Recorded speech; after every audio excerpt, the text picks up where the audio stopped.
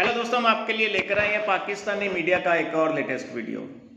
दोस्तों, कुलभूषण जाधव के मामले को लेकर पाकिस्तान ने भारत के सामने घुटने टेक दिए हैं।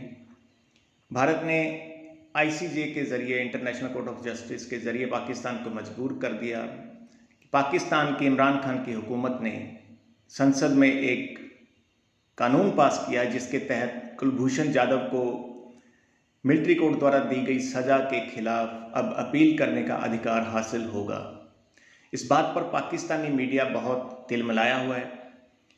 कुलभूषण जाधव की अफजल गुरु के साथ तुलना करते हुए पाकिस्तानी मीडिया में ये चर्चा की जा रही है कि अगर भारत अफजल गुरु को फांसी दे सकता है तो फिर कुलभूषण जाधव को पाकिस्तान अपने तरीके से सज़ा क्यों नहीं दे सकता। आईसीजे ने भारत को क्यों नहीं रोका अफजल गुरु को सजा सुनाने से या फांसी देने से, और कुलभूषण जाधव का साथ क्यों दिया जा रहा है। दोस्तों, इस मुद्दे पर हो रही चर्चा का ये वीडियो आखिर तक देखें और प्लीज हमारे चैनल को सब्सक्राइब करना ना भूलें। जय हिंद। उस वक्त ये अदालत इंसाफ कहाँ थी जब अफजल गुरु को फांसी दी जा रही थी, जब यूनुस भट्ट को फांसी दी जा रही थी? क्या उस वक्त हमें ये हक हासिल नहीं था कि हम कहें उनसे कि इनको वापस भेजें बाइज्जत तौर पर? हम अपने मामले में तो चुप कर जाते हैं, इंडिया के बन जाते हैं हम मामले, लेकिन उस वक्त आलमी अदालत सोई हुई थी क्या? अदालतें खुद ब खुद नहीं फैसला करती, सुओ मोटो पावर लेके, जिसका सुप्रीम कोर्ट ऑफ पाकिस्तान करती है। मुझे अच्छी तरह से याद है, हमने यूनाइटेड नेशन में हमने हर फोरम पर कहा था कि इन्हें हमें हैंड ओवर करें ताकि हम अपनी इन्वेस्टिगेशन करके करें, लेकिन उन्होंने इसको रिस्पॉन्ड भी नहीं किया और उनको फांसी लगा दी। इतना भी राइट नहीं दिया कि उनका ट्रायल फेयर हो जाए।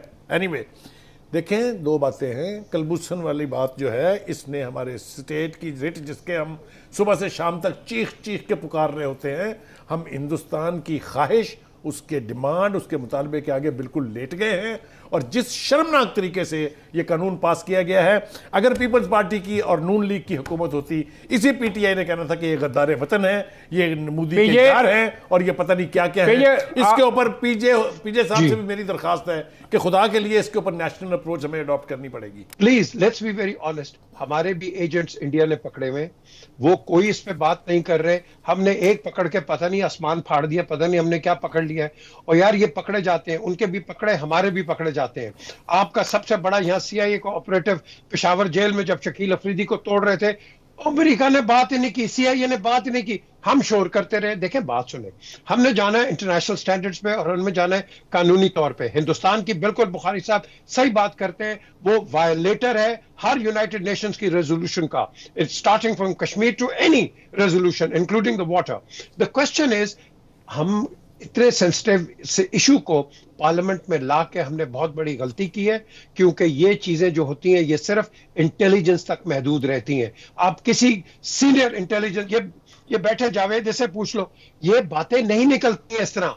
ये हम हर चीज एक्सपोजे कर लेते हैं, इंटेलिजेंस को पार्लियामेंट में बुला लेते हैं, उसको गंदा करते हैं और फिर कहते हैं ये पिलर ऑफ द स्टेट है जो कि पिलर को डिफेंड करता है। We should let the intelligence stay in their domain and do what they are doing for the security of the country.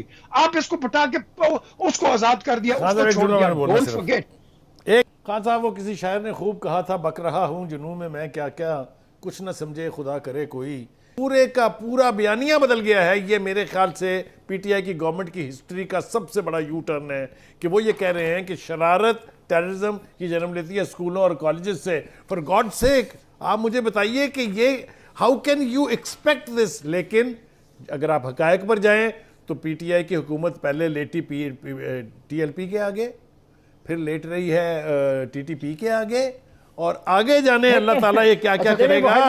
हुकूमत की रिट की बात करने वालों को शर्म आनी चाहिए ये करते हुए। पीजे व्हाट यू वांट टू से? पीजे कुछ कहना चाह रही? पीजे, मैं सिर्फ एक चीज कहना चाहता हूं, जितनी भी हॉलीवुड की पिक्चर्स बनी है वो मदरसा बेस्ड बनी है, कोई स्कूल और कॉलेजेस में तो बनी कोई नहीं। जी जावेद, वो तो प्रोपेगेंडा भी हो सकता है, लेकिन खान साहब, मेरा ऑब्जेक्शन कुछ और है। इससे ज्यादा हेल्पलेस और कंफ्यूज्ड मैं नहीं देख सकता। किसको?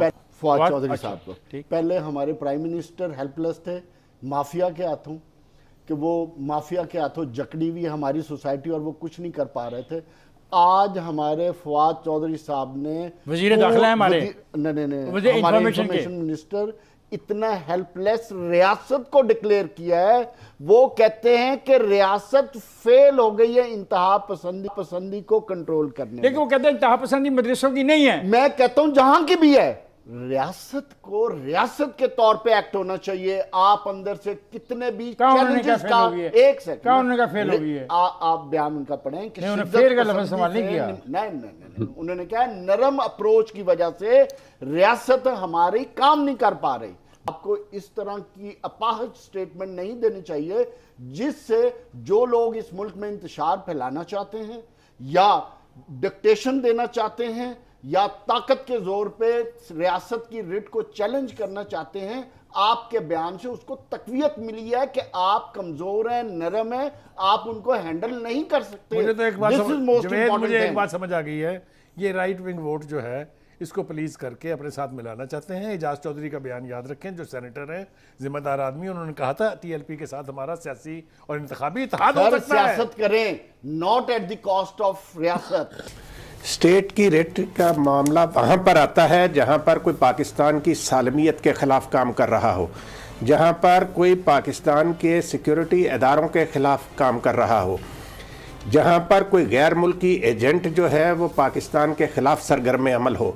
ऐसे अनासर का कला कमा करना स्टेट की ज़िम्मेदारी है, वहाँ पर अपनी रेट कायम करना ये स्टेट की ज़िम्मेदारी है। और आज आपने देखा होगा कि कई बदखाहाने मिल्लत जो हैं वो तहरीक लब्बैक का मवाजना उन दहशत गर्दों से करते हैं जो इस मुल्क की सालमियत के ख़िलाफ़ बरसर अमल हैं। और कि ये देखें, जो बंदा बलूचिस्तान में इंडिया के एजेंडे पर काम कर रहा है, इसलिए स्टेट की जिम्मेदारी ये होती है कि उन अनासर की सरकोबी करे, उनका कला कमा करे जो रियासत के ख़िलाफ़ काम कर रहे होते हैं। जहाँ तक ये पाकिस्तान बना ही इस्लाम के नाम पर है, आपने सही बताया कि पाकिस्तान का मतलब क्या, ला इलाहा इल्लल्लाह। तो इस बुनियाद पर जो मुमलिकत वजूद में आई, वहाँ पर पाकिस्तान में ख़त्म नबुव्वत के हवाले से लोगों ने बड़ी जिद्दोजहद की है।